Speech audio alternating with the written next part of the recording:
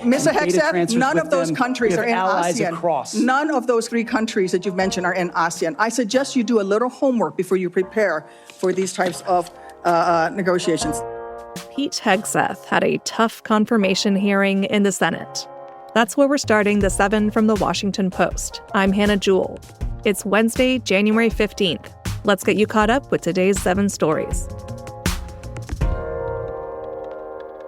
Hegseth is Donald Trump's pick for defense secretary. He's a former Fox News host and National Guard soldier. If he's confirmed, he would oversee the entire U.S. military. But since his nomination, he's come under fire from Democrats for some of his past statements. That includes his repeated assertion that women should not serve in combat roles in the military. Facing lawmakers on Capitol Hill yesterday, he walked back that stance.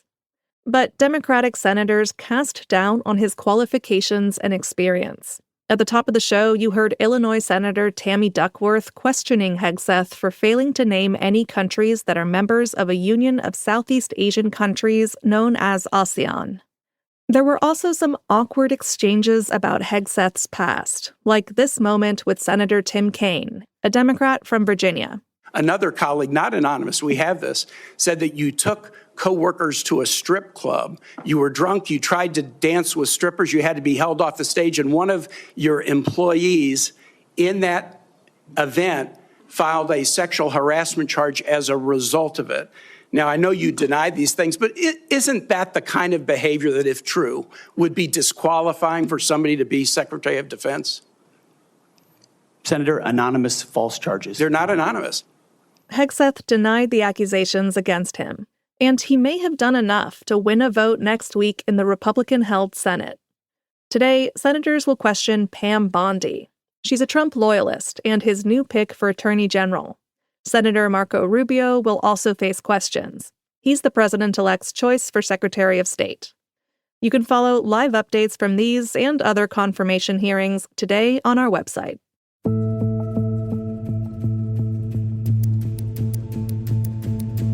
Strong winds are threatening to bring more destruction to Los Angeles. That's number 2. Authorities are on high alert today, more than a week into a wildfire disaster that has burned some 40,000 acres of greater Los Angeles.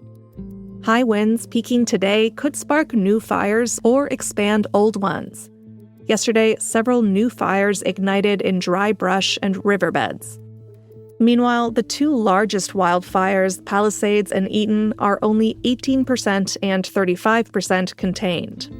Winds are expected to ease off this weekend, but they're predicted to return Sunday and continue through next week.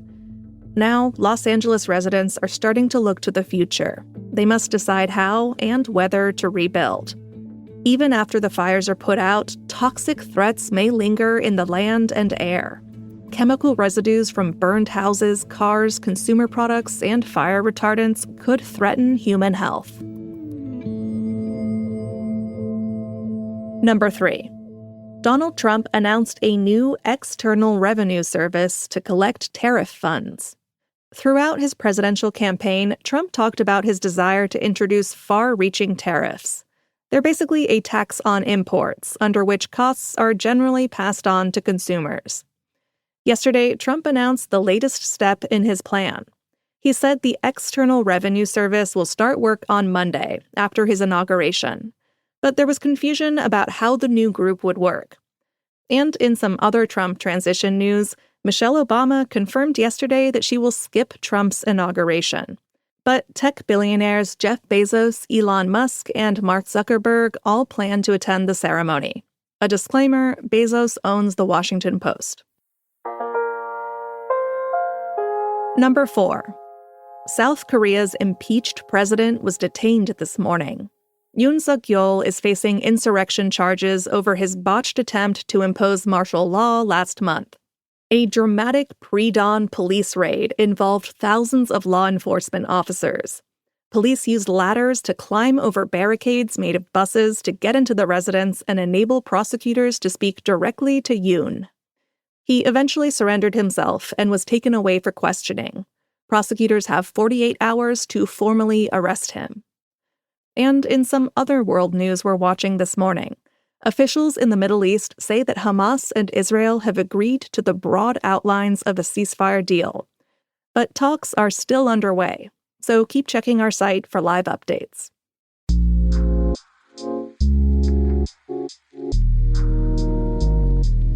The House voted to ban transgender students from girls' sports. That's our fifth story.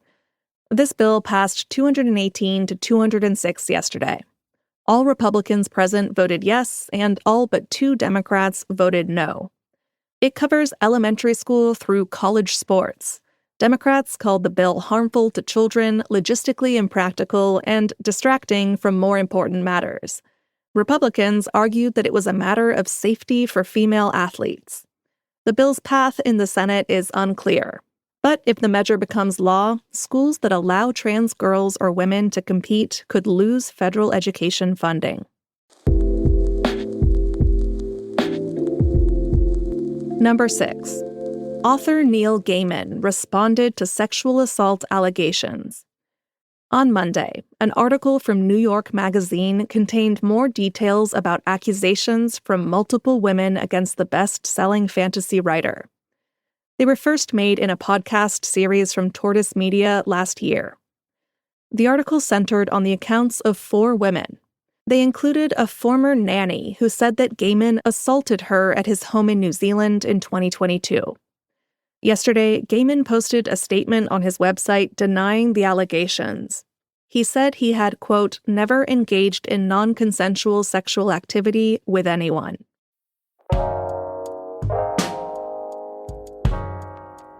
And at number 7, new rules could trip up your travel plans in 2025. If you're dreaming of a lovely vacation this year, there are a few things you need to know before you head to the airport. You should expect a bit more red tape and some extra fees, depending on your destination. For example, if you're traveling to Britain, you're going to need a new electronic travel authorization. That process can take up to 72 hours. It costs £10, or about $12.50 in US dollars, and it's valid for 2 years. In other European destinations, you should expect to be hit with more tourist fees. And if you're hoping to take a cruise to Mexico, a $42 per person fee for passengers is set to go into effect July 1st. You can find a list of all the travel changes that might impact you in our newsletter today. As usual, just follow the link in our show notes. And happy traveling. All right, you're all caught up.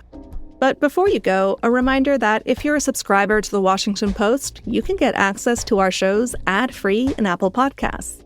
All you have to do is find the Washington Post channel in Apple Podcasts and connect your Post subscription. Then stay tuned for more subscriber-only audio benefits, like exclusive and early access episodes. If you're not a subscriber, this is a great time to start. You can sign up at our channel in Apple Podcasts or through the link in our show notes. I'm Hannah Jewell. I'll meet you back here tomorrow.